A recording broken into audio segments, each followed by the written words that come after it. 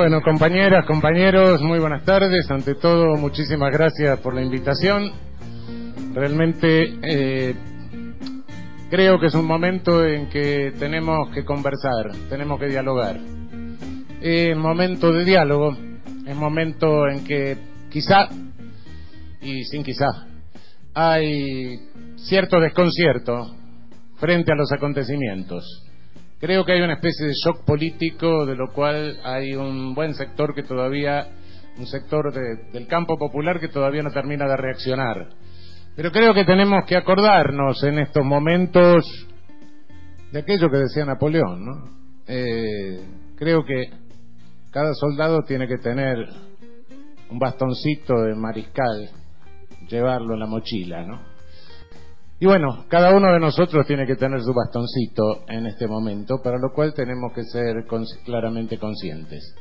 La conducción se va a reordenar de alguna manera, pero en tanto tenemos que estar preparados para la conducción y tener cuidado porque estamos siendo permanentemente hostigados. Diría yo que hay una constante provocación. Se nos quiere hacer caer en la trampa. El discurso que estamos oyendo y la construcción de realidad única que se está haciendo a través de los monopolios mediáticos no es nueva. Todo el campo popular a lo largo de nuestra historia ha sido estigmatizado de la misma manera y nos están tratando de estigmatizar de la misma forma.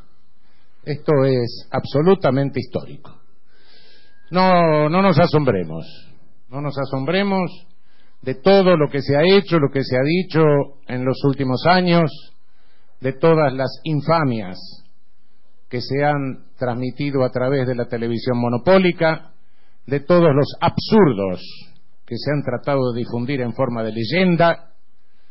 Todo esto no es nuevo. Si nos vamos 60 años atrás, vamos a encontrar que a Perón se le dijo lo mismo. Y si nos vamos 90 años atrás, vamos a encontrar que a Irigoyen se le dijo lo mismo. Han cambiado los medios, ha cambiado la técnica y también ha cambiado el momento de poder mundial.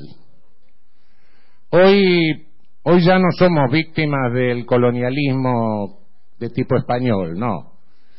Tampoco somos víctimas del neocolonialismo que nos ocupaba a través de repúblicas oligárquicas primero y a través de nuestras propias fuerzas armadas convenientemente enloquecidas después. No. Hoy somos víctimas de un colonialismo en cuya cúspide se encuentran las corporaciones transnacionales. Y las corporaciones transnacionales en el mundo han creído, no sé si con razón o sin ellas, que ya no necesitan de los políticos, ya no son el establishment de lo político, sino que directamente ocupan el poder. Y los tenemos hoy sentados en nuestros ministerios a sus empleados.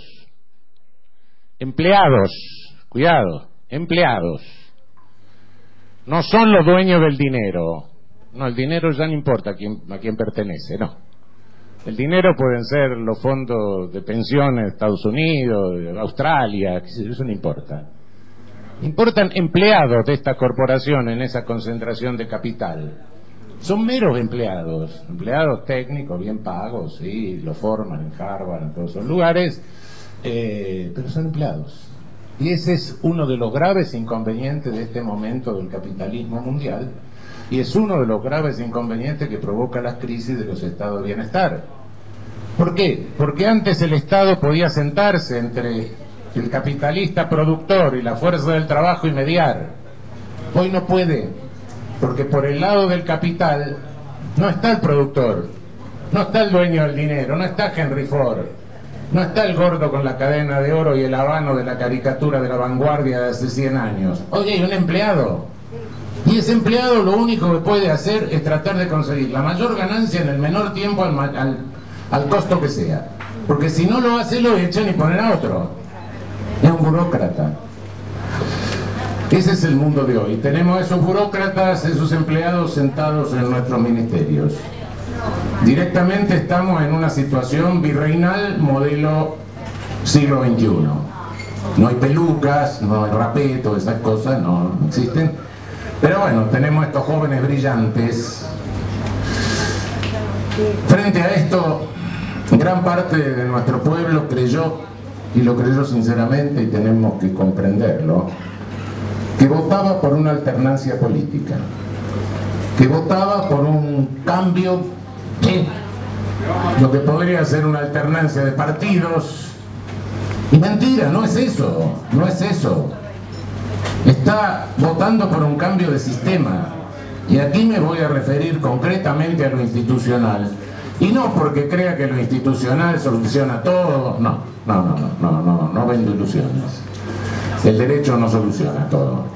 No, esto que se llama procesualismo, los que creen que a través de la regulación del procedimiento vamos a resolver todos los problemas, no, eso es mentira, no. Pero, si bien no soluciona todo, sí puede poner límites y puede poder evitar determinadas catástrofes.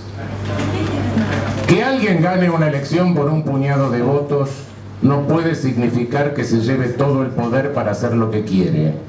Hay un límite, y ese límite es la defensa de los propios que lo votaron, que tienen derecho a cambiar de opinión. De lo contrario, tenemos una democracia plebiscitaria. El que ganó hace cualquier cosa y eso es Hitler. Cuidado. No tenemos una democracia plebiscitaria que no es democracia.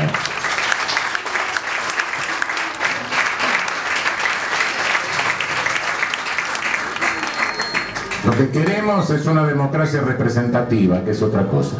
Bueno, el que ganó gobierna, fenómeno, dentro de los límites que le marca la Constitución. Fuera de esos límites, nada. Y si mañana pierde, ganaremos los otros. Y gobernaremos los otros dentro de esos mismos límites.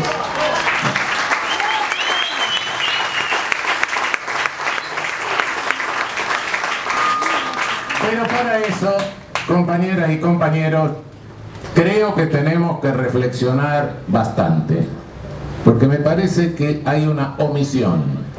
Yo no hablo de autocrítica y esas cosas, porque si se habla de autocrítica, cuidado, no me meto en la interna. Autocrítica se habla para ver quién se pasa la factura porque hubo un puñado de votos que fue para un lado y no para el otro. No me gusta la palabra autocrítica, pero sí tenemos que llamarnos la atención sobre una omisión del campo popular. Hemos subestimado la importancia de lo institucional. Nos hemos olvidado bastante de lo institucional. En la doctrina, en la teoría, no hemos abordado con suficiente claridad el problema institucional del país, la estructura institucional del país, y en eso creo que de alguna manera nos apartamos de lo que fue la línea histórica de nuestro campo popular.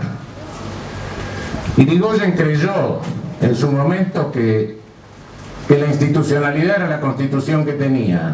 No se dio cuenta que un día le tiraron al diablo la Constitución y lo mandaron a Martín García, claro. Pero Perón no se olvidó de lo constitucional, cuidado. No en vano hizo la reforma constitucional del 49. Nosotros nos quedamos. No se trata de volver a la Constitución del 49 porque no estamos en el 49, claro, no, eso está claro.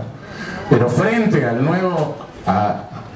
nueva estructura de poder planetario, teníamos que replantear nuestra ordenación interna.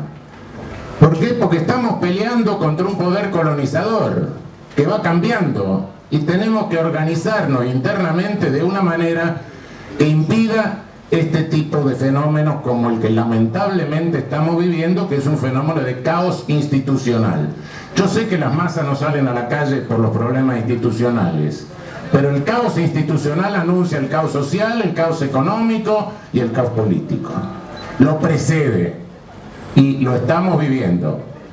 En estos 2 meses lo que se ha hecho es provocar el caos institucional y dar todos los signos de los otros que van viniendo. Lamentablemente en este virreinato el virrey ha decidido legislar al margen del Congreso, legislar por su cuenta. valiéndose de una institución complicada que son los decretos de necesidad y urgencia. Decretos de necesidad y urgencia, como su nombre lo dice, tienen que ser emanados en situaciones de necesidad y de urgencia. Si no hay necesidad y urgencia, un decreto del Poder Ejecutivo es un decreto ley, igual que los decretos de las dictaduras. Sin necesidad y urgencia, el Ejecutivo no puede ejercer funciones legislativas más que las que le marca la Constitución como colegislador, no otras. Sin embargo, se están tomando medidas legislativas que son de carácter estructural. Es un nuevo modelo de Estado el que se quiere montar. Y el Congreso, me dicen, el Congreso está preso. Sí, en el Congreso se sientan los representantes de los gobernadores o los políticos que responden a los gobernadores. Sí, ya sé que formalmente no son representantes de la provincia, el pueblo, etcétera, pero en la realidad. Y a los gobernadores se los aprieta diciendo, muchachos, o ustedes me votan lo que yo quiero, o de lo contrario no van a poder pagar su policía, sus maestros, sus empleados públicos. ¿Por qué? Porque le voy a cerrar la canilla desde el gobierno federal, porque tenemos un gobierno federal que conforme a Constitución todavía hasta el día de hoy junta los impuestos y después los reparte, como quiere, claro.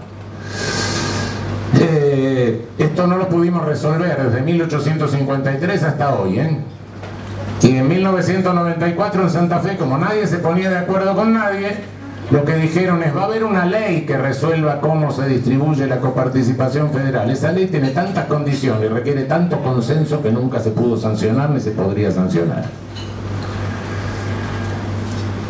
Tenemos, claro, el recurso de decir, bueno, está legislando un presidente. Bueno, hay un control de constitucionalidad en el Poder Judicial. No, tampoco. No funciona. Tenemos una Corte Suprema con 3 ministros. Y tenemos una minoría del Poder Judicial que se identifica con el virreinato. Y tenemos una mayoría que es una mayoría silenciosa. Dice, yo voy a hacer mi trabajo y me callo, no quiero meterme en líos. No se da cuenta que todos los otros lo salpican. Es cierto, tenemos otra minoría consciente, pero es una minoría también. Esa es la situación de la masa del Poder Judicial. De esa manera es que estamos en una trampa institucional. Pero esa trampa institucional, ¿a qué se debe? Bueno, se debe a todos los factores políticos que conocemos, sí, perfecto. Pero ¿a qué se debe una trampa institucional que ha generado un Poder Judicial que tardó 5 años en declarar que la ley de medios era constitucional? 5 años, una cuestión de derecho nomás. Y no solo eso, sino que después tampoco se pudo adecuar porque a cada paso que se daba venía una cautelar que nadie se ocupó de neutralizar. Ahora, claro, ya no importa, porque por decreto de necesidad y urgencia se neutralizó todo, listo. Clarín cobró lo que tenía que cobrar, que representa unos cuantos miles de millones en beneficios. Y bueno, su virrey construido mediáticamente pagó. ¿Está bien? Pero ¿a qué se debe esto? Entre otras cosas se debe, insisto, no creo que sea la solución total, pero hubo un espacio institucional para hacer esto. Hubo un espacio institucional para que llegáramos a esta circunstancia. Y ese espacio institucional lo dio la propia Constitución. Entonces quiere decir, y es hora de preguntarnos en serio, y lo vengo preguntando desde hace tiempo, ¿tenemos la mejor Constitución del mundo? No la tenemos. La vez pasada dije en Mar del Plata que teníamos una porquería y todos mis colegas constitucionalistas se alarmaron. Desde el punto de vista de ingeniería institucional, sí, si la comparamos con otras constituciones del mundo es una porquería. ¿Por qué? Porque no prevé una serie de circunstancias. ¿Qué es una constitución sustancialmente? Es un proyecto de reparto de poder para que nadie lo hegemonice del todo. En definitiva es eso. Bueno, si puede pasar eso, y si un señor por un puñado de votos puede hegemonizar todo el poder, quiere decir que esa Constitución está mal hecha.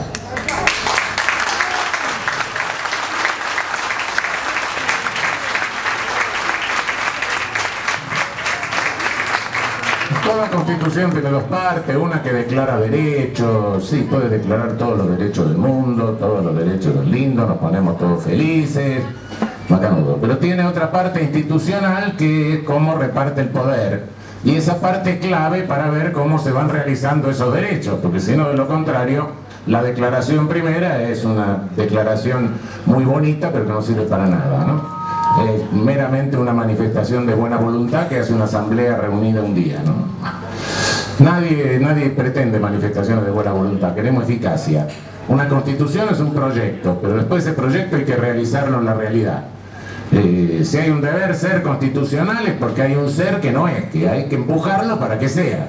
Bueno, ese deber ser es un proyecto. Si no tenemos una articulación institucional bien hecha, ese proyecto no se realiza. Ese deber ser queda en el plano del deber ser, de las buenas intenciones.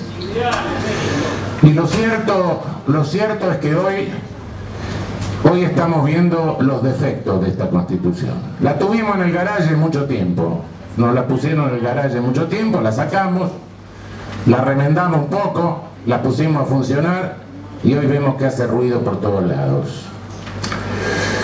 No quiero entrar en detalles que quizá los aburran, pero les recuerdo lo que dije hace un momento. Perón no se olvidó de lo institucional. Nosotros no elaboramos un proyecto institucional para refundar la constitucionalidad conforme al actual ejercicio de poder del mundo. No trabajamos un proyecto para decir, cuidado que este neocolonialismo, este colonialismo avanzado se nos viene encima y tenemos que tener una estructura institucional de reparto de poder que nos permita defendernos de esto. No lo hicimos. Debo decir algo. Es cierto que nuestro pueblo no cree mucho en el derecho. Y ese no es un defecto, sino una consecuencia de su proceso histórico. Tuvimos una colonización española en que Isabel la Católica decía que iba a poner a los indios con los encomenderos para que los adoctrinaran y los hagan buenos cristianos. Y los encomenderos los reventaron, los explotaron y los mataron, no importa. Después vino la independencia, qué sé yo, vino todas las cosas que vinieron y tuvimos una constitución de 1853 preciosa, con la soberanía popular, todo eso, que no se aplicó nunca. La realidad que tuvimos era repúblicas oligárquicas, mandaron las ovejas para el sur, se dedicaron a criar vacas, exportaban las vacas, venían las libras esterlinas, se quedaban con las libras esterlinas. La república oligárquica. Cuando esa constitución se aplicó un poco y molestaba, golpe de estado, la rompieron, chao, terminó el asunto. Vino Perón, hizo una constitución, la remozó, una constitución en su época interesante. Vino otro golpe de estado que hizo, la derogó por bando militar, con el argumento de que había sido sancionada faltando 3 o 4 votos para los 2/3 del número absoluto de la Cámara de Diputados. Inmediatamente que la deroga por bando militar, convoca a una asamblea constituyente sin ningún voto de ningún congreso porque no había. Se reúne la asamblea en Santa Fe, se agarran todos a patadas, sancionan un artículo y se interrumpe la asamblea porque se queda en minoría. Sin perjuicio de que algún diputado de algún partido tradicional se le ocurrió que había que llevar por la fuerza pública a los diputados constituyentes a la asamblea, ¿eh? Se advierte. Los veteranos se acuerdan de esto, ¿no? Yo se lo cuento a los jóvenes. Entonces tenemos una constitución remendada por algo que ya no era constitución y vigente en función de un bando militar. Y bueno, se pasó en limpio esto más o menos en el 94, es cierto, en el 94 no hubo partidos proscriptos, sí, de verdad. Pero se trabajó de urgencia. No había un proyecto, lo que había era, bueno, la reelección de Menem, punto. Lo demás interesaba medianamente. Después que se obtuvo eso, todo lo demás se aprobó de apuro. Y en consecuencia quedó una constitución emparchada donde hay una serie de cosas que no sabemos cómo se resuelven. Primero hay cláusulas obsoletas totalmente, ¿no? Cláusulas que no se pueden tener por vigente, disparate. Es decir, un senador tiene que tener una renta de no sé cuántos pesos fuerte, un jesuita no puede ser diputado, un senador puede ser gobernador de otra provincia. Todo eso, tenemos que fomentar la inmigración europea, todo eso dice la Constitución, no se tomaron la molestia de decir, bueno, limpiemos esto, qué sé yo. Sacaron la patente de corso de milagro, no, si no todavía estaba el Congreso pudiendo dar patente de corso, como si pudieran mandar a bullar a América Central, ¿no? Pero además, no sabemos qué es la ciudad de Buenos Aires. Es una provincia, es un municipio, no se sabe. Algunos dicen es sui generis. Claro, cuando no se sabe qué es algo se dice es sui generis. Yo también soy sui generis. Todos, cada uno de nosotros es sui generis. Bueno,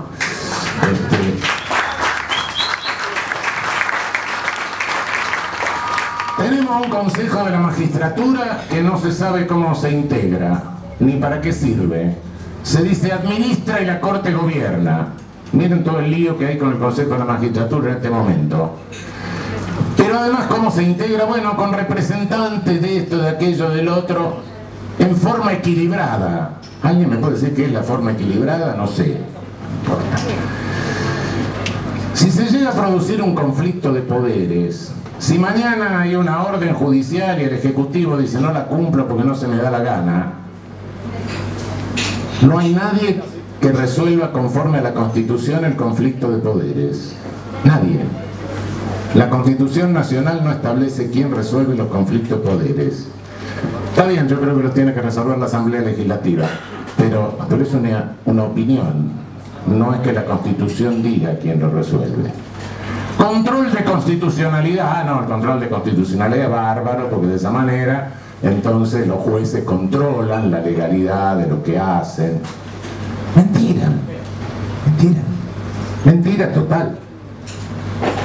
Tenemos una Corte Suprema, que prescindo de las personas, pongan las 5 genios más grandes que tengamos en materia jurídica en la Corte Suprema, impolutos. Primero, el poder de declarar la inconstitucionalidad de una ley, de decir que lo que hizo todo un Congreso y todo un Ejecutivo es inconstitucional, no se puede concentrar en 5 personas. Por cálculo de probabilidad, entre 5 personas y uno que es medio tonto. Sí, inevitablemente, inevitablemente. Hay otro que le puede pasar lo mismo que nos puede pasar a cualquiera de nosotros, que en algún momento nos embalamos con algo y nos rayamos. Y 2 que convenzan a un tercero, y basta. Esa concentración de poder en una república es inadmisible. Pero no solo eso, la Corte nuestra no se limita a eso, al contrario, eso es una tarea chiquita que tiene ahora. Hace 110 años que la Corte nuestra se convirtió en la última instancia de todos los juicios que hay en el país. Sí, asumió lo que se llama la función casatoria, que es romper la sentencia cuando... de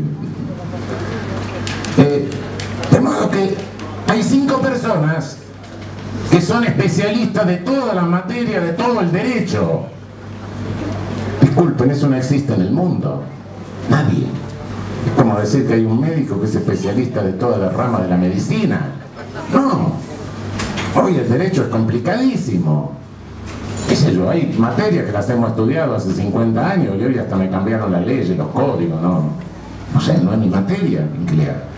Para declarar la inconstitucionalidad de una ley basta saber derecho constitucional y bueno, como uno no puede estar tirando inconstitucionalidad de la marchanta, si se trata de una grosería lo nota. Pero para revisar todas las sentencias del país hay que ser un especialista en la materia. Esa es la Corte, así funciona institucionalmente la cúpula de nuestro Poder Judicial. Resolviendo y votando sentencias de materias que por lo menos la mayoría de los que le integran no son de la especialidad y no conocen. Es decir, funciona como un hospital en el que el especialista de garganta lo ponen a operar el cerebro. En consecuencia, va generando un cementerio propio, ¿no? Esto es institucional. Esto es con total independencia de las condiciones personales de quien ocupe la función, ¿eh? Esto es una dificultad estructural institucional. En otros países del mundo existe un tribunal constitucional con unos nombramientos cruzados, con mayores garantías, con mandatos por términos largos, pero mandatos. Y existe un tribunal de casación numeroso, dividido en salas, donde cada sala se ocupa de su materia y va bajando línea jurisprudencial en su materia, pero sabiendo lo que están haciendo. Estas son dificultades nuestras. Nuestro pueblo es cierto que no confía mucho en el derecho, porque cada vez que se invocó la libertad, la constitución, la democracia, etcétera, se lo invocó para burlarlo, para reprimirlo, para sancionarlo, para arrinconar al campo popular, para estigmatizarlo. Es decir, históricamente lo que les decía que viene de la colonia, después pasó por la ocupación oligárquica del país, por la ocupación militar del país. Fíjense que a nosotros nos pasa algo raro, algo muy particular. En Europa Mussolini se presentó como Mussolini, era fascista, ¿no? Fascista. Hitler se presentó como Hitler, ¿no? Son nazis. Sí. Franco era Franco. Oliveira Salazar era Oliveira Salazar. Acá no. Acá bombardean la Plaza de Mayo, legislan por decreto ley, derogan una constitución por decreto, fusilan sin juicio previo, y todo eso lo hacen en nombre de la libertad, de la democracia, de la república, del derecho y de... bueno, no sé de qué.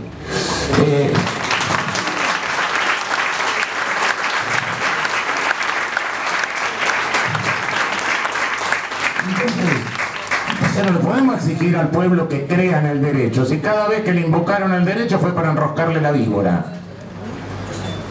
Cuando escucho decir, no, tenemos que recuperar la confianza en el derecho, mentira. Tenemos que crear la confianza en el derecho, recuperarla no, porque no la tuvimos nunca, y hubo razón en no tenerla además.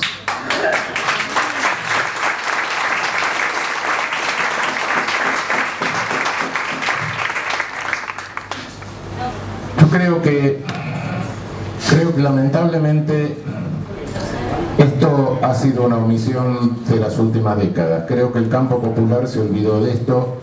Yo sé que pensar en una reforma constitucional en este momento, que hay otras urgencias, es absurdo. No estoy pensando en eso de ninguna manera, no. La política requiere urgencia, es día a día, es pelea cotidiana, a cada día hay que estar decidiendo. Sí, eso es verdad. Recién escuchaba volver. No vamos a volver, sí estamos. No nos fuimos nunca.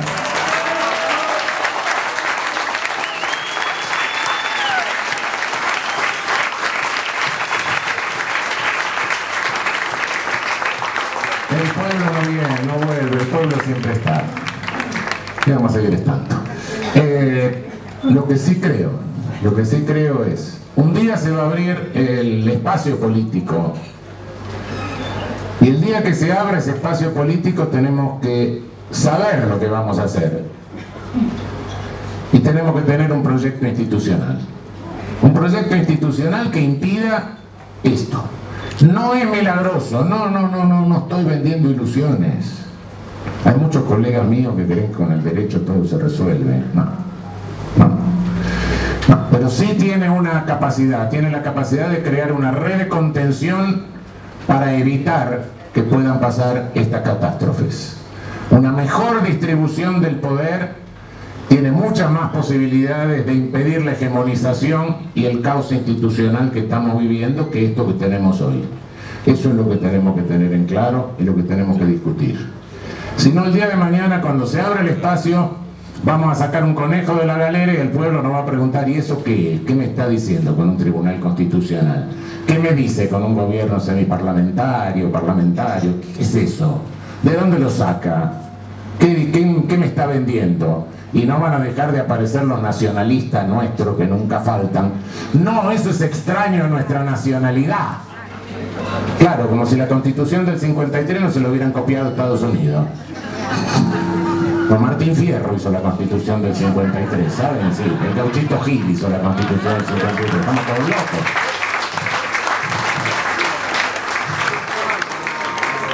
No. En fin, esto era algo de lo que quería decirles, algo que es sumamente preocupante en este momento, y no quiero meterme en un campo más abiertamente político, pero acuérdense que cada uno de nosotros lleva en su mochila el bastoncito de mariscal en este momento. Cada uno de nosotros es conductor de sí mismo.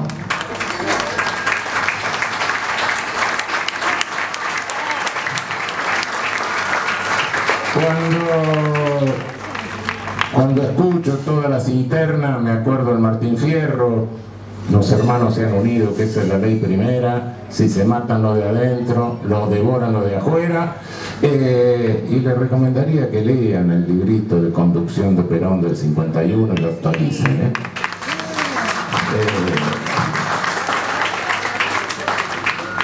No es momento de disputar cosas, porque al final se pueden terminar disputando el vacío. Cuidado con eso, y por otra parte, cuidado con algo que no me canso de repetir. Discúlpenme los que me lo han oído, que insista, es una obsesión que tengo, a veces soy un poco obsesivo, está bien. Cuidado, porque vienen momentos difíciles. No se van a vaciar las plazas, la gente no se va a cansar, va a haber más gente.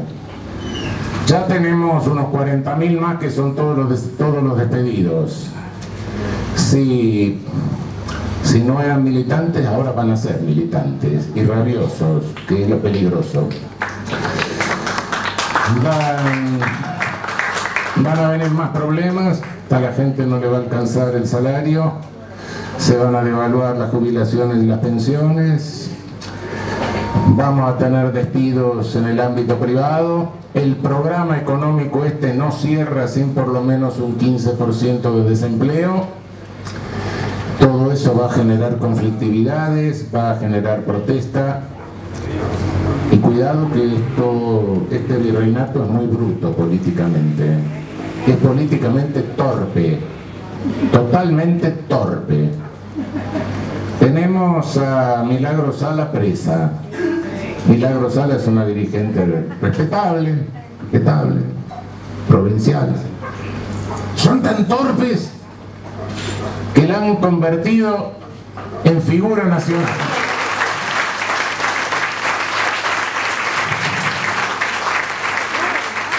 Eso directamente, desde el punto de vista mezquino de sus propios intereses, es una torpeza política incalificable, incalificable. Más allá de que Milagro lo merezca, en fin, toda otra cosa, merezca el prestigio nacional, todo eso, pero es incalificable.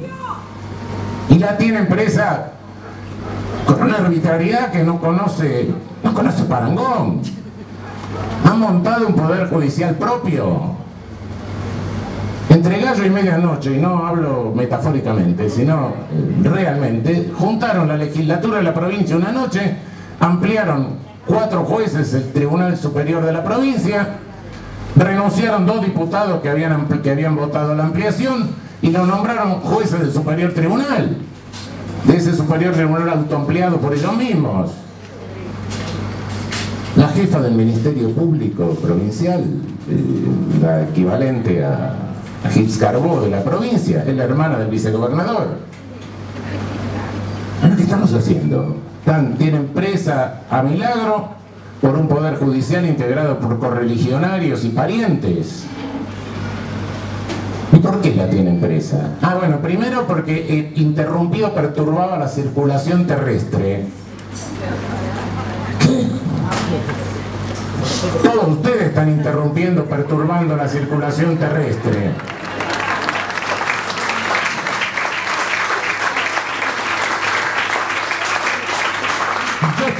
Yo estoy haciendo lo mismo que Milagro Sala. Bueno, esto es un derecho.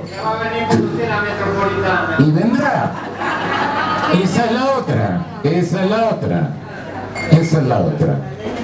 Los que no salen suficientemente a protestar por Milagro no se dan cuenta de que ellos vienen después. Esa es la otra, ¿eh?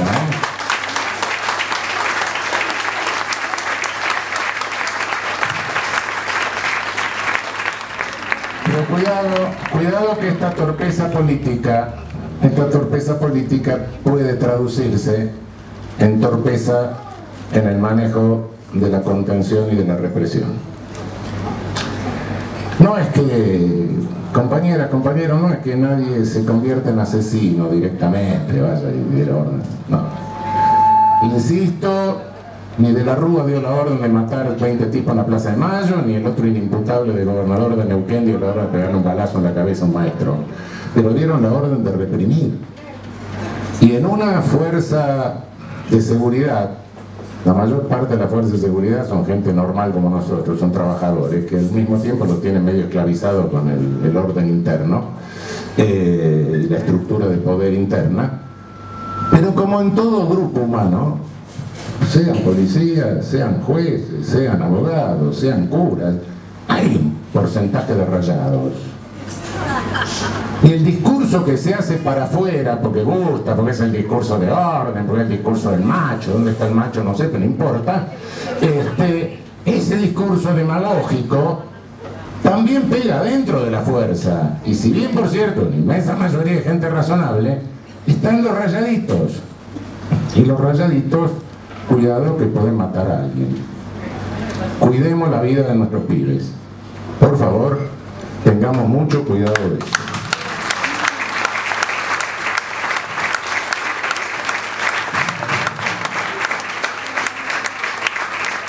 Tengamos en cuenta, insisto, cada uno de nosotros en este momento tiene la responsabilidad de su autoconducción. Al final, el caos es inestable, el caos se organiza, no hay nada que hacerle. El caos no se sostiene y la conducción se va a organizar. Pero en tanto tengamos cuidado. Seamos cada uno su propio conductor. Con cuidado. Con cuidado hasta que vayamos acercándonos cada uno a los grupos a los que pertenecemos, grupos políticos, grupos sindicales, grupos profesionales, grupos culturales. Vayamos actuando cada uno en sus grupos y de esa manera se va a reconducir la organización. Termino con la palabra de Perón: la organización vence al tiempo.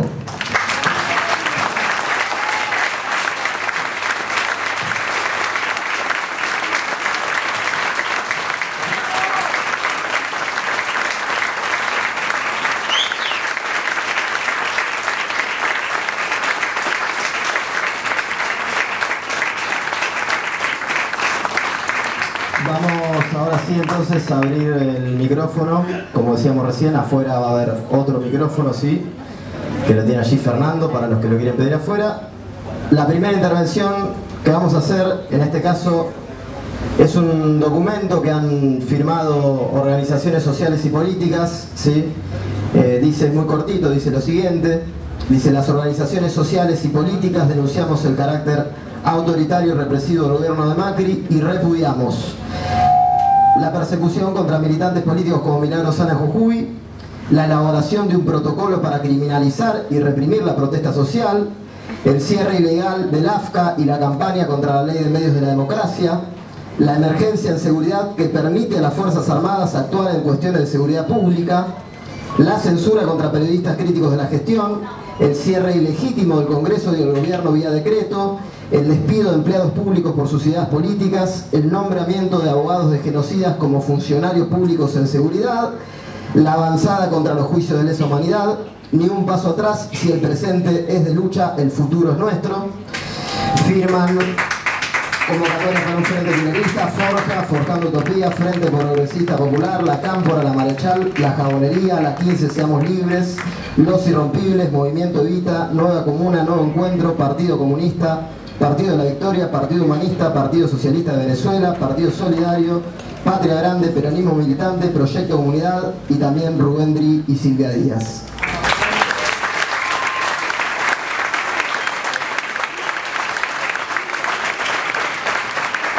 Bueno, como decíamos recién, vamos a abrir entonces,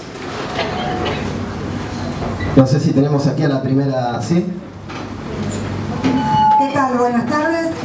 Yo vengo en representación del Sindicato de Trabajadores de la Educación de UTE Cetera a saludar al compañero y decir hasta la victoria siempre.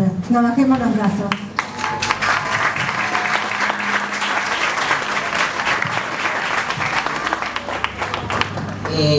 Bueno, no, le quería hacer solamente una pregunta al doctor. Quería saber su opinión con respecto al destino que pueden tener estas medidas adoptadas a través de los decretos de necesidad y urgencia de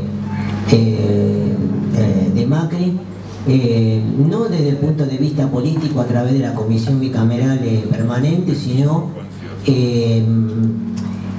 en la justicia, o sea, a través de amparos o juicios ordinarios, o bueno, me refiero sobre todo al tema de la ley de medios y a algunos otros decretos más que permitieron ya con el endeudamiento del Tesoro Nacional a través de los créditos dados por un grupo de bancos, 5.000 millones de dólares.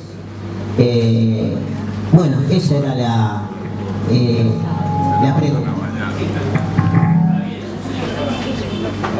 Confío bastante poco en el éxito de las acciones judiciales, pero de cualquier manera creo que hay que hacerlas.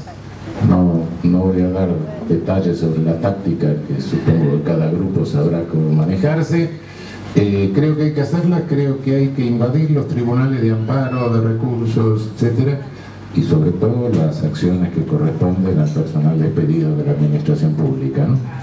Todo eso hay que hacerlo, hay que inundar los juzgados de reclamos, y con una advertencia: en estos casos el abogado que haga algo tiene que ser responsable. Yo me he peleado muchas veces con alguna gente de derechos humanos, después fue mi amigo. Me he peleado porque hay que hacer tal cosa, y entonces el abogado de víctimas tiene una característica: si no hace lo que la víctima quiere, se le crea una situación de culpa. No tiene que crearse la situación de culpa. Yo soy el abogado, vos serás la víctima, sí, pero yo sé cómo hay que proceder. Y no puedo hacer lo que vos quieras, que podrá tener un efecto político, podrá tener lo que quiera, pero que jurídicamente no sirve para nada. Porque el primer paso me van a dar una patada, me van a decir: lo que está haciendo es una estupidez jurídica. Entonces se exige responsabilidad por parte de los abogados que hagan esas presentaciones. Que no hagan presentaciones pensando que están escribiendo un artículo para un diario, no. Están haciendo, operen técnicamente, aunque se peleen con la víctima. Después las víctimas se van a dar cuenta de que tenía razón. No hay nada que hacerle. No dejen de ser abogados. Yo no soy madre de Plaza de Mayo, no. Pero sí las he apoyado. Y muchas veces he discutido, ¿no? Que esto no se puede hacer así. Bueno, al final sí, tenía razón. No sé.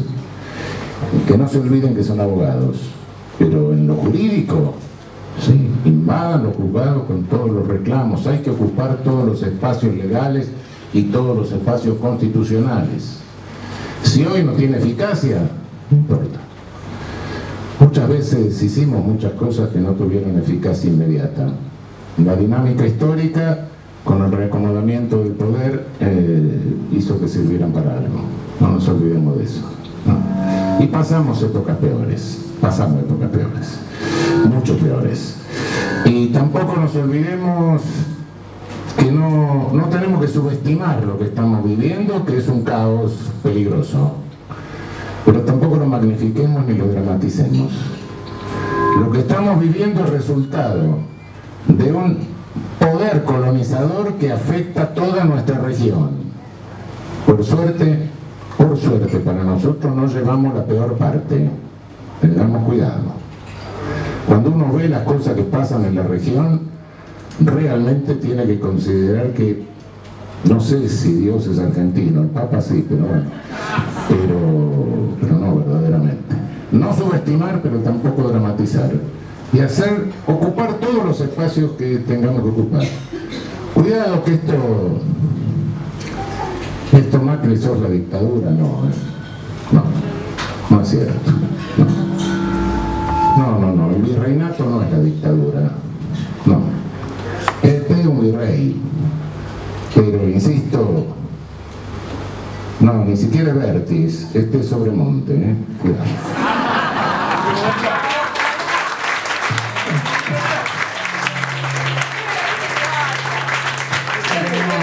Tenemos una pregunta de afuera. Sí, quería preguntar si la actitud de los dos jueces propuestos para ocupar el cargo en la Corte Suprema, al no haberse negado al mecanismo originalmente determinado por el presidente, si es un argumento como para invalidar su nombramiento en el Senado. Yo creo que alguien que acepta una designación por vía inconstitucional y por vía de decreto, éticamente no debería tener el acuerdo del Senado.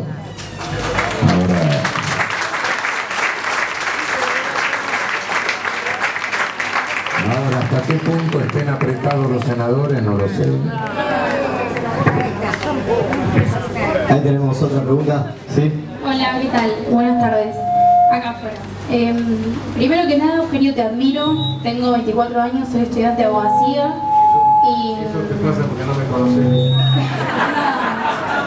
Y bueno, ¿qué nos queda a nosotros desde el campo intelectual, desde lo universitario, digo, como futuros estudiantes, futuros abogados? Bueno, ¿cómo podemos actuar frente a esta situación que estás describiendo? Tengo nervios porque... Nada. No, me da nervios.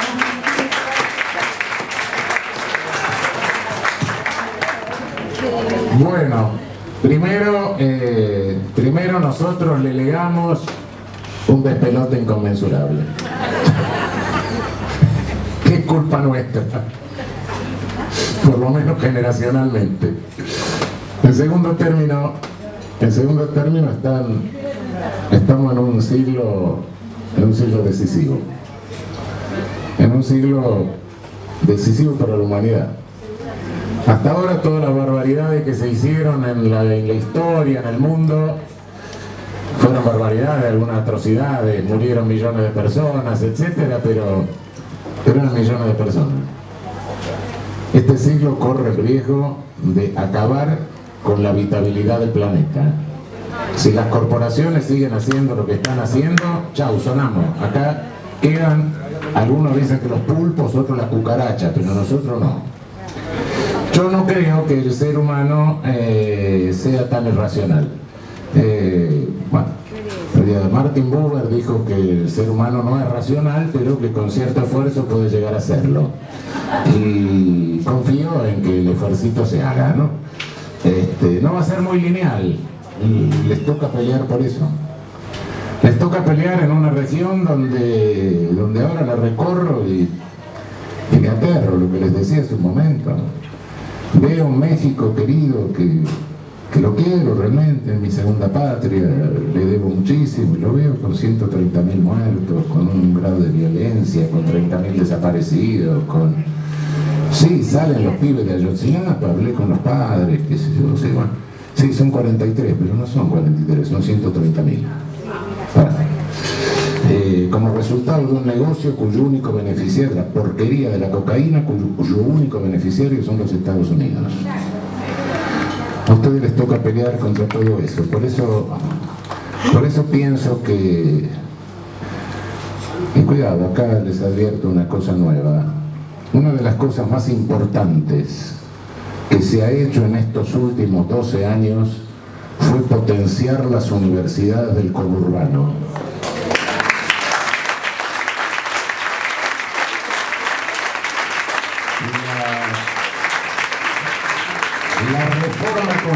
La reforma universitaria de 1918 metió la clase media en la universidad, pero estas universidades del conurbano están metiendo la clase trabajadora en la universidad.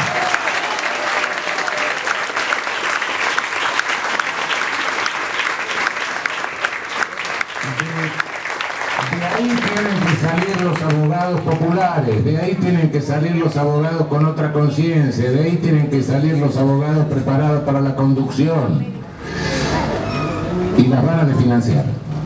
Las van a desfinanciar. Ya empezaron. Otra fuente de conflicto, porque los pibes no los para nadie. Les advierto que ver una universidad del conurbano, voy a dar clase a una, José Cepaz, y me voy a hacer cargo también de Avellaneda. Les advierto que ver esas universidades es realmente impresionante. Es impresionante cómo los pibes cuidan hasta el edificio. No hay una pared marcada, no hay un... No, parece una universidad privada de Estados Unidos, como lo cuidan.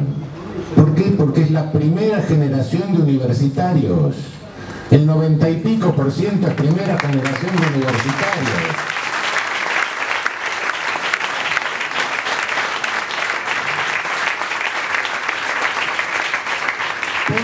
Tengo en un aula al padre y al hijo. ¿Entienden lo que eso significa? Bueno, eso es lo que hay que potenciar. Una nueva conciencia, sacarnos de encima la idea de que el derecho es una técnica aséptica. No, cuidado con formar técnicos asépticos, que estamos formando aparatos peligrosísimos. Estamos formando unos robotitos que pueden hacer cualquier cosa. No, el derecho responde a una concepción del mundo, toda concepción jurídica responde a una concepción del mundo, a una ideología, no hay derecho aséptico, hay una lógica, bueno sí, hay una lógica, sí, pero la lógica no hace el fondo, la lógica es un instrumento pensante, pero hay una ideología. Y tengamos en claro que bueno, tenemos que pensar por el desarrollo de nuestra región y por el destino de la humanidad en este siglo. O el derecho tiene contenido, o el derecho como un instrumento inútil lo van a tirar lejos. Pero cuidado, cuando se tira lejos al derecho, el otro camino que queda es la violencia. Y en la violencia, aunque triunfe, la peor parte la llevan siempre los más débiles. No nos olvidemos de eso. Aunque ganen con la violencia, el mayor número de cadáveres lo lleva siempre nuestro sector. No, el camino que nos queda es el camino del derecho. Y la tarea que tienen ustedes después del desastre que hicimos nosotros es reforzarlos.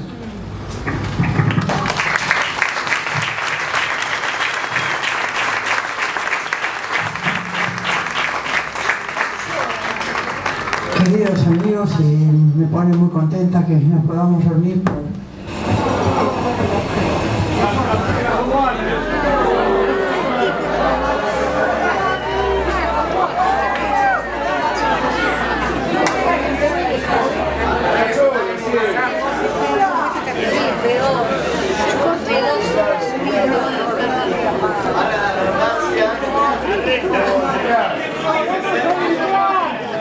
¿Dónde está el cruce de acá? El cruce de acá. ¡Que se muera! Vamos a conversar.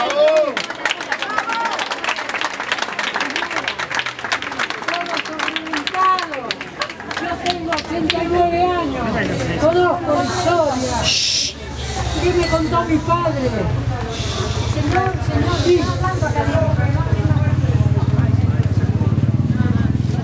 En la lucha, por la lucha de la desaparición de Julio López, por la muerte del maestro del sur, por la represión que hubo en el sur, por todas las medidas represivas que se fueron tomando y que desgraciadamente ahora puede acentuarse para establecer este plan económico realmente de los grandes empresarios. Totalmente de acuerdo. Le quiero preguntar al doctor Zaffaroni, ¿por qué en ninguna de las declaraciones, ni antes ni ahora, se tocó la aprobación de la ley antiterrorista, en la cual también Milagro Sala puede estar incluida en eso?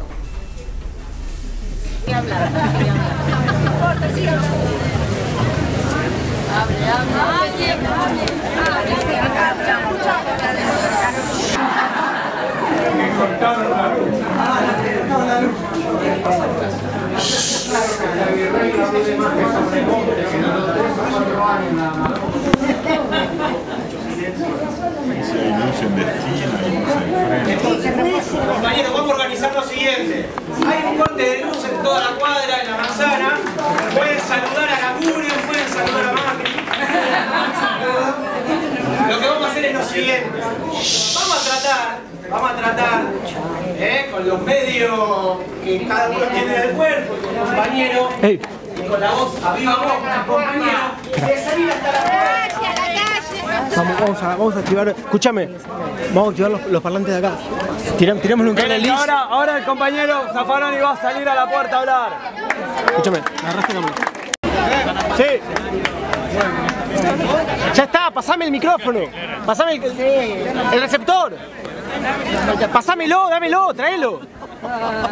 Hace poco. Dando una muestra de que estamos buscando nuevas formas de organizarnos, que estamos buscando nuevas vías, que estamos tratando de encontrar la vuelta para no retroceder, para seguir organizándonos, para seguir haciendo lo que tenemos que hacer, que es estar organizados en la calle y discutiendo democráticamente por qué creemos que este gobierno tiene que tener una fecha de vencimiento, porque no puede seguir con este tipo de políticas. Vamos a hacer una cosa. Yo propongo y le proponía al doctor poder seguir con la charla, ahora está todo bastante más fácil. E incluso la resolución es mucho más democrática para todos porque lo van a poder ver directamente. Así que propongo que sigamos con esta asamblea, con pregunta y respuesta para el compañero, y aprovecho el acto para agradecer profundamente al doctor por estar presente, para que me pida un fuerte aplauso. Y un agradecimiento también muy grande a la compañera Gabriela Sotti. Bueno, no, había una pregunta que... No, pero quédate para ordenar las preguntas. Había una pregunta que me habían formulado. ¿Por qué no se menciona la introducción en nuestra legislación del terrorismo? De la palabra terrorismo. La palabra terrorismo se introduce en nuestra legislación como resultado de una presión internacional. Nuestro gobierno fue extorsionado internacionalmente por un organismo internacional que formalmente, legislativamente, no tiene capacidad para perjudicarnos económicamente, pero que si no se introducía la palabra terrorismo de alguna manera en nuestra legislación, nos iban a cobrar todas las transferencias bancarias en el exterior. Fue resultado de una extorsión. El terrorismo es algo que no está definido. Internacionalmente no hay una definición de terrorismo. En Chile, la ley antiterrorista fue usada para perseguir a los mapuches. Entre nosotros, por suerte, ha quedado arrinconada. Es una disposición peligrosa. Todavía no se le ocurrió a Morales ponérsela a Milagro. Puede ser que se le ocurra, pero no lo creo, porque entonces sería de competencia federal y él quiere arreglarse con la justicia que armó en la provincia. Pero la historia es esa. El Gafi extorsiona a todos los países con la pretensión de que en sus legislaciones metan la palabra terrorismo. Para eso se vale de algunos colegas míos que son unos chantas, que cobran en dólares o en euros, y van por todo el mundo forzando para que se haga eso. Cuando vinieron acá les dije, ¿para qué lo quieren? ¿Qué piensan en un acto de terrorismo? Pone una bomba, tiene perpetua en la Argentina, ¿qué más quieren? No podemos hacer otra cosa. Pena de muerte no tenemos. ¿Qué quieren? ¿Qué otro acto de terrorismo hay? No tenemos nada impune, tenemos todo penado con las máximas penas, los actos que suelen llamarse terrorismo. Entonces, ¿para qué quieren que metamos la palabra terrorismo? ¿La quieren para que se metan otras cosas que no son terrorismo? Bueno, pero como ellos cobran y muestran a sus cosas, van y cobran y en función de eso les pagan esos sueldos, entonces vienen toda esta manga de chantas por el mundo, los conozco bien, son compañeros de otros países. Y bueno, y por eso se introdujo la palabra entre nosotros, tengámoslo claro eso. Afortunadamente hasta hoy no se le ocurrió usarla a nadie. Hay que derogarla. Y habría que derogarla, claro. Hay algo que es muy importante, que no se habla mucho, que es que nos quieren hacer firmar la Alianza del Transpacífico, por la cual yo tengo amigos en Chile que están peleando por eso. Lo que usted explicó de los mapuches sigue pasando, y es gravísimo si no hacen firmar eso, porque directamente entregamos hasta, no sé, hasta lo que tenemos bajo de la tierra. Bueno, hay unas cuantas cosas que nos quieren hacer firmar y hay unas cuantas cosas que estos capitanes generales del virreinato nos van a comprometer. Por eso les digo, cuidado que esto no es lo que hay que advertirle a la gente que se confundió es cuidado que esto no es una dinámica democrática de alternancia de partidos. Aquí nos están comprometiendo como nación, como Estado. Y esto es un cambio de sistema, guarda. Muchos se equivocaron. Comprendámoslo, bueno, es el fenómeno. No, una alternancia de partidos es otra cosa. Esto no es una alternancia de partidos. Esto va mucho más allá.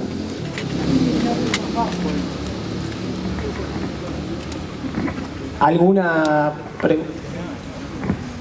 Hola, buenas noches. Lo mío no es una pregunta acerca de la temática que abordaste, sino tomo cosas que dijiste y además engancho con el llamado, con la presentación del documento de una serie de organizaciones para seguir el proceso de resistencia a los CEOs amarillos. Tengamos presente que el día 24 el ATE declaró un paro nacional. Creo que es el momento de seguir con este espacio, con tantos espacios que hay en la ciudad, en el país, unificar todo eso y, bueno, meterle para adelante con eso, tener en cuenta con eso nada más. Ojo, no es pregunta de nada, porque ya me doy por satisfecho con toda tu exposición. Gracias. Una cosita nada más, un segundo. Hay un 4K estacionado que está tapando a un vecino que quiere salir, por favor, está aquí sobre la calle, sí, sobre Nicasio Oronio. Patente no la tengo. Lo sabemos, pero no lo dejan salir, así que... Francisco. Bueno, disculpe, no fue nuestra intención. No queremos cerrarle el paso a nadie, y menos la salida.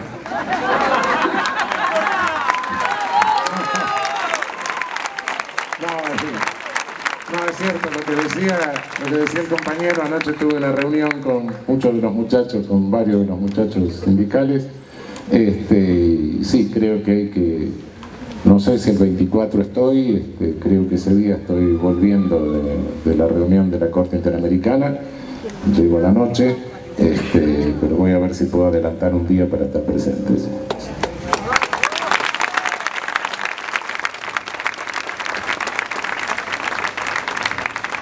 Hola, doctor, ¿qué tal?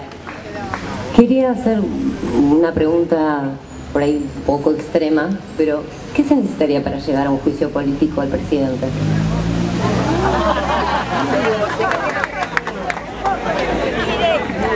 Bueno, se necesitarían los 2/3 de las dos cámaras. Me parece que es un poco complicado en este momento. Nunca hubo un juicio político a un presidente de la República. Hubo una tentativa de juicio político 1940, si no me equivoco, cuando quedó ciego el presidente Ortiz. Y entonces los conservadores, con Castillo, que era el vicepresidente, quisieron hacerle un juicio político a Ortiz para tomar ellos, era una coalición también, todas las coaliciones salen mal, ¿no? En un sistema presidencialista no se puede hacer coalición, ¿no? Entonces los conservadores le movían el piso a Ortiz, pero bueno, se resolvió porque Ortiz renunció directamente. Después, antecedentes nosotros de juicio político y presidente no tenemos. Sí tenemos juicio político a Corte Suprema, eso sí. Hubo juicio político, el juicio político de 1900, cuando Perón llega al gobierno, porque la verdad sea dicha que la historia del Poder Judicial no está del todo escrita. Realmente la corte oligárquica de Irigoyen respetó la corte de la oligarquía. Esa corte, presidida nada menos que por Figueroa Alcorta, fue la que inmediatamente que Uriburu derroca a Irigoyen hace una acordada reconociendo el poder de facto de la dictadura de Uriburu. Esa corte siguió y con esa corte se encontró Perón, no sin antes que en el 45 la corte haya estado a punto de hacerse cargo del gobierno para parar a Perón. Después llega Perón, electo en el 46, y se encuentra con una corte que le declara inconstitucional las leyes laborales y que se niega a tomarle juramento a los primeros jueces del Fuero del Trabajo.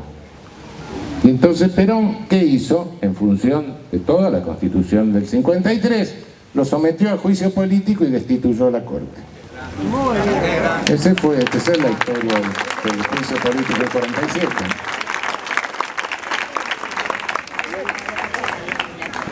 Con respecto a los decretos de necesidad de urgencia que se dieron en este tiempo, tienen que ser refrendados por las cámaras ahora, ¿no? Supongo que lo del AFCA y el AFTIC debería tener algún tipo de sanción. Yo creo que, bueno, es complicado lo que sucede, pero porque la reforma del 94 es otro de los violines que dejó sueltos. En realidad venció el tiempo para que se pronuncie la comisión bicameral. Lo que tendría que hacer es inmediatamente las cámaras ponerse a tratar los decretos de necesidad y urgencia. Así dice, eso es lo que tendrían que hacer de inmediato, ¿no? ¿Se podrían autoconvocar? Sí, claro que se podrían autoconvocar, pero ahora las acaba de convocar al Senado para el coso. Pero sí, por supuesto que se pudieron anteconvocar. ¿Por qué no se autoconvocaron? Y bueno.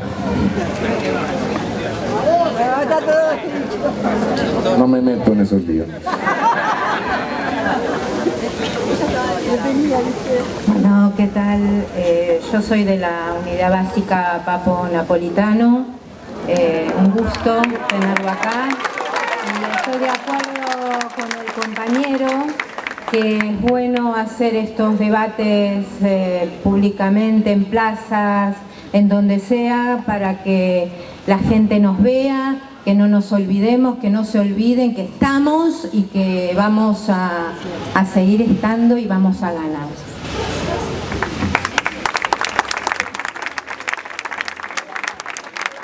Una pregunta, ¿es posible que prospere el pedido del AFCA en la Corte Interamericana de los Derechos Humanos? El sistema interamericano es un sistema realmente de reaseguro.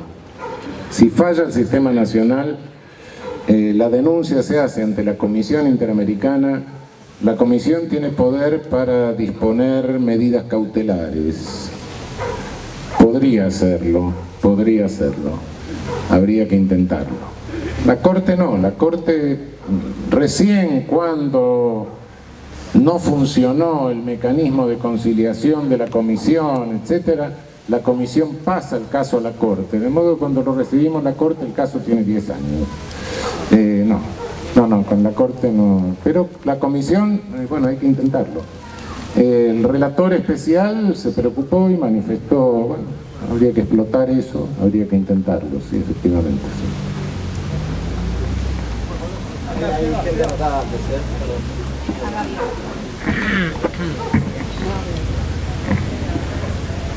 Buenos días, ¿cómo están?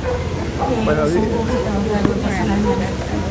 Yo quería hacerle una pregunta que sale de lo que hoy estamos hablando, ¿no? Pero yo de pronto escucho a Aranguren diciendo que hay mucho petróleo, que es mentira, que se está terminando, que hay mucha energía, que hay que explotarla. Yo termino de leer un librito de los ex secretarios de energía de los 90, ¿no? Y es terrorífico, pero se repite sistemáticamente punto a punto y lo escucho hablar a Guadagni en radio y bueno, más o menos me quiero hacer un araquiri. Pero independientemente de eso, me parece que el tema energético para nosotros es la soberanía energética, económica, todo. O sea, nos vamos a hacer esclavos, no semicolonia, colonia vamos a terminar siempre. Y por lo que veo, por lo que yo deduzco, ¿no? Empezaron a explotar y van a pasar todo a venderlo indiscriminadamente al exterior. Y bueno, estoy altamente preocupada porque creo que independientemente de todos los agujeros que nos van haciendo, el agujero mayor lo van a hacer a espaldas nuestras. Eso es lo que siento yo. Y yo quería saber, nosotros como pueblo, con tanta desinformación que hay, porque nos sacaron los medios, nos sacaron los periodistas, nos sacaron todo, ¿qué podemos hacer el pueblo para que no se nos lleven detrás nuestro la soberanía energética, económica, a nosotros mismos otra vez, ¿no? Esa es mi pregunta.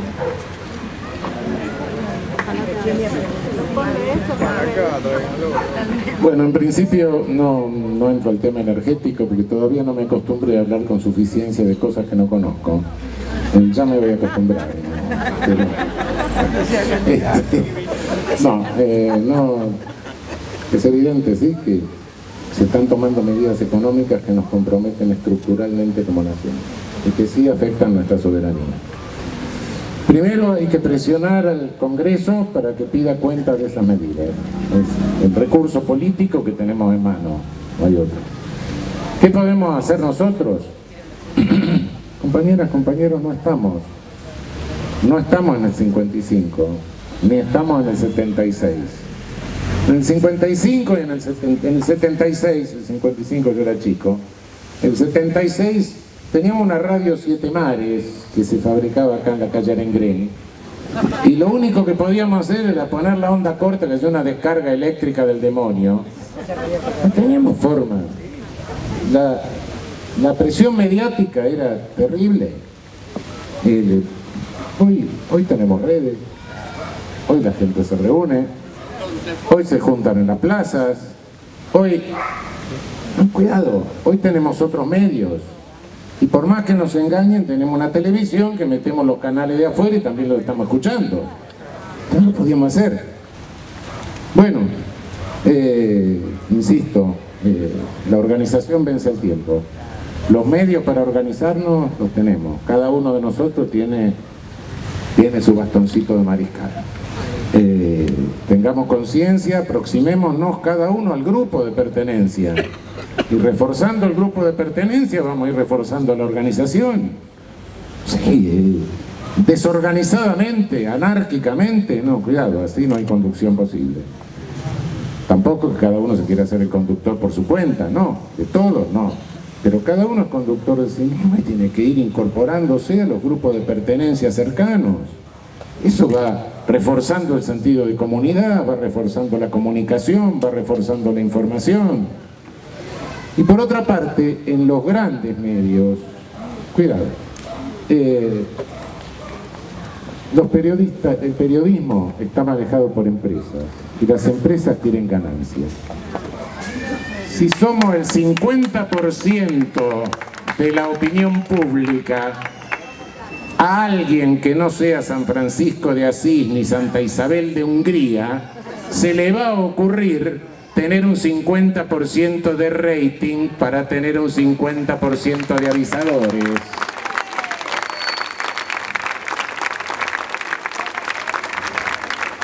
No por ideología nacional y popular, sino para tener tener avisadores y tener ganancias. Es una cuestión de reacomodamiento, ya va a pasar. No se preocupen que ya va a pasar. Perdón, para ordenar un poquito el tema de las preguntas, vamos a hacer 3 preguntas más, sí, para no agotarlo al amigo Zaffaroni, que ha estado, la verdad, esforzándose muchísimo. Vamos allá atrás que tenemos permiso.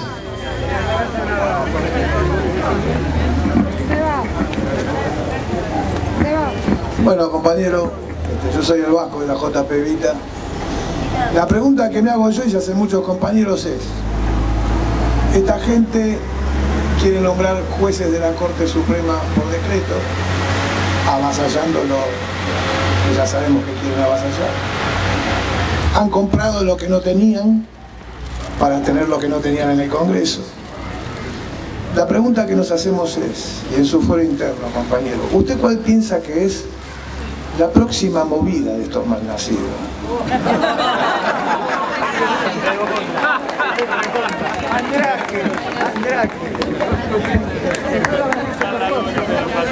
No tengo suficiente grado de maldad como para pensarla.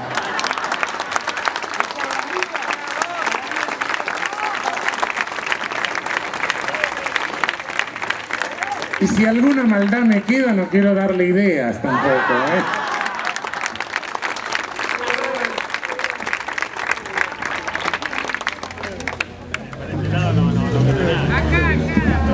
Sí, hola, buenas tardes. Quería plantear el tema de Bosio y sus seguidores.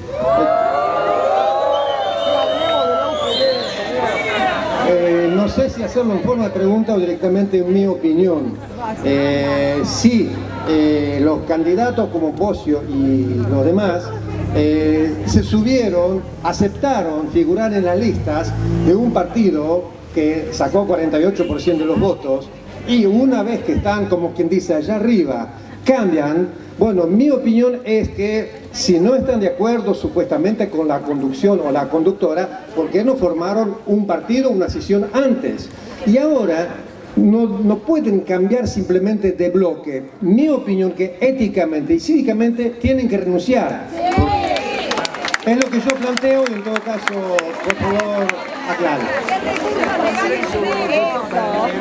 es la pregunta, ¿qué podemos hacer nosotros? Ahí tenemos un lindo agujero de la Constitución. Las bancas son de los diputados conforme a nuestra Constitución, no de los partidos. Por eso, estas son cosas que tenemos que discutir. Por no discutirlas en su momento pasan estas cosas. Ahora, éticamente yo reivindico a alguien cuyo nombre les va a llamar la atención, ¿no? Felipe Solá. Él renunció y se presentó de nuevo. Y bueno, después sí, diputado con los votos que había sacado él después de irse. Sí, me gusta esa conducta ética. Podré pensar distinto, es otra cosa, pero me gusta esa conducta ética, sí. Vamos a hacer una pregunta más de aquel lado. Son muchas manos, así que va a ser absolutamente arbitrario. Hola, buenas noches, doctor. Bueno, van 2 preguntas con tipo periodista, voy a hacer. Una, querría un comentario sobre la desaparición de la página de Infojus, de causas como Iron Mountain, AMIA, pequeñas pavaditas que han sucedido en el país. Y la otra es sobre el sistema semiparlamentario, parlamentario que usted defiende, sé que hace muchos años. Si usted piensa que se hubieran podido hacer las transformaciones que se hicieron en estos 12 años con un sistema de tipo parlamentario.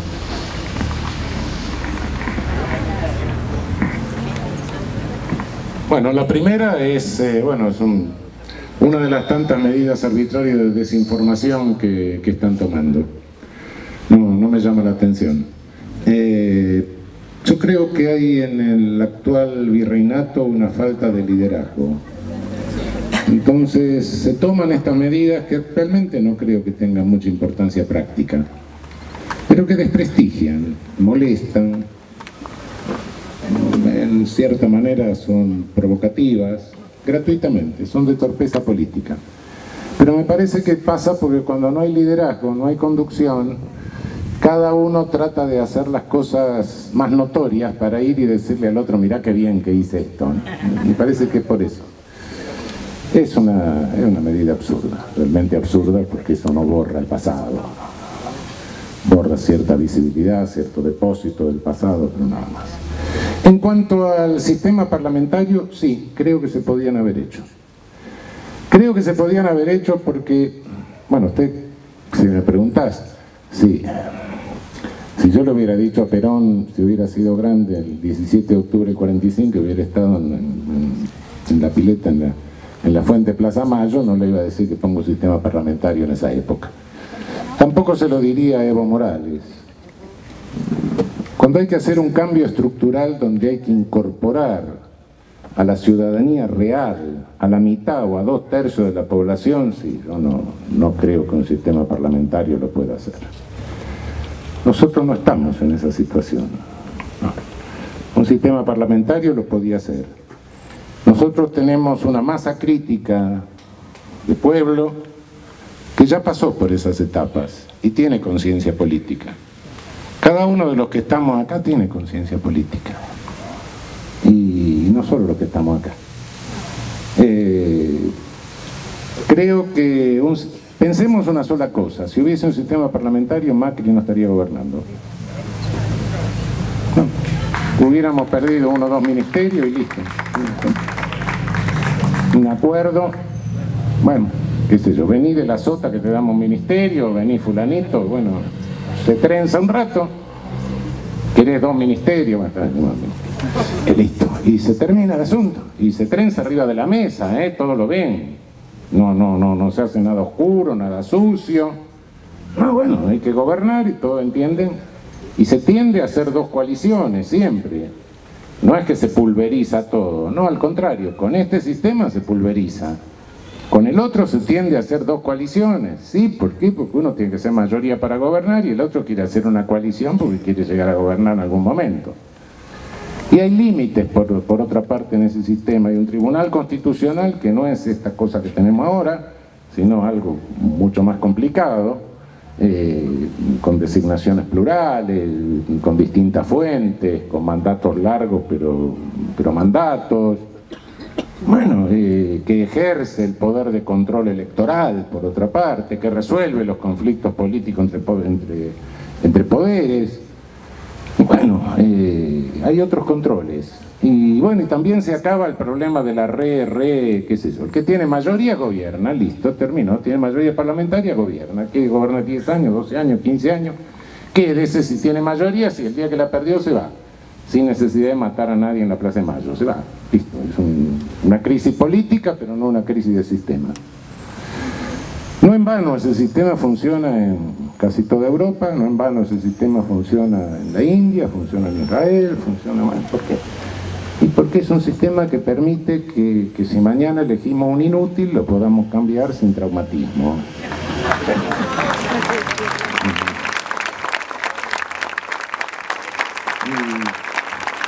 Y si elegimos a alguien que es bueno, lo podemos seguir teniendo también sin traumatismo y sin que se convierta en un dictador. ¿Por qué? Porque tenemos otros sistemas de controles y otro equilibrio de poderes. Por supuesto que no diría un sistema parlamentario cuando hay que hacer una reforma estructural grande, pero después sí. Nosotros no tenemos fuera de la ciudadanía la mitad o 2/3 de población. No, tenemos un cierto grado de exclusión que hay que incorporar, pero lo podemos incorporar, con un esfuerzo lo podemos incorporar. No tenemos una exclusión tan fuerte como tienen algunos de nuestros países hermanos. Con un esfuerzo podemos tener un modelo de sociedad inclusiva, con su defecto, con todo lo que se quiera, pero hoy lo que se discute en el mundo en definitiva es eso. O tenemos modelo de sociedad incluyente o tenemos modelo de sociedad excluyente que dice estos se cayeron para afuera, son descartables como dice el Papa, eliminémoslo o tengámoslo contenido a los garrotazos. Bueno, esa es la discusión del mundo. Y la cárcel es la miseria, sí, fenómeno, sí.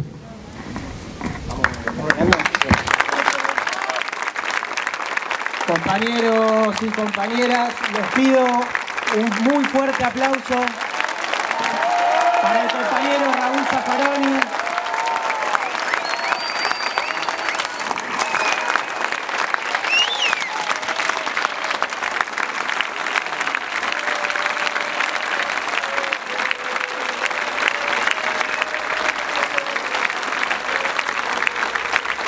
La verdad es que da gusto poder tener este tipo de debates, este tipo de charlas, que quienes conocen el espacio El Café de los Patriotas como cooperativa de trabajo, hace más de 2 años y medio viene apostando a este tipo de encuentros. Han pasado distintos personajes, dirigentes políticos y sociales por acá, porque verdaderamente creemos que la política se hace puertas abiertas, la política se hace debatiendo en la calle, la política se hace entendiendo que de este diálogo y de este debate va tomando fruto y va tomando consistencia la organización de la que hablaba el compañero, que es la que es capaz de transformar la realidad todavía injusta como la que vivimos en la Argentina. Yo, por eso, por supuesto, agradecerle al compañero, pero por supuesto también a todos ustedes que están acá. Y yo creo que estamos marcando de alguna manera acá el camino que tiene que seguir la política, que es el camino del debate en las calles, que es el camino de dar la discusión en todos lados y tratando de sumar, porque compañeros, con los que somos acá no nos alcanza, con los que fuimos en elección no nos alcanzó. Y me parece que tenemos que dar la tarea y de volver a discutir y de volver a acercar a compañeros del movimiento gremial, compañeros del movimiento obrero, de las distintas organizaciones sociales, estudiantiles, de trabajadores, de profesionales, de comerciantes, de industriales. Porque si de algo nos hemos dado cuenta es que con lo que teníamos no nos alcanzaba para ganar la elección. Yo me quedo con un concepto que el compañero hablaba, que es de un gobierno virreinal. Nosotros hablamos muy parecido de un gobierno de ocupación nacional. Y cuando tenemos un gobierno virreinal o de ocupación nacional, me parece que tenemos que tomar el asunto en nuestras manos, tenemos que asumir mayores responsabilidades y tenemos que permitir que una dirigencia política se reconstruya a partir de estos debates, para darnos las tareas de transformación, esas tareas revolucionarias que la Argentina requiere. Así que, compañeros, la verdad que convocarlos a las próximas charlas, convocarlos a seguir en espacios como este y en otros espacios, a seguir dando el debate, a seguir construyendo la Argentina que necesitamos, compañeros. Muchísimas gracias por estar acá, muchas gracias a todos y no vamos a dar ni un paso atrás, compañeros.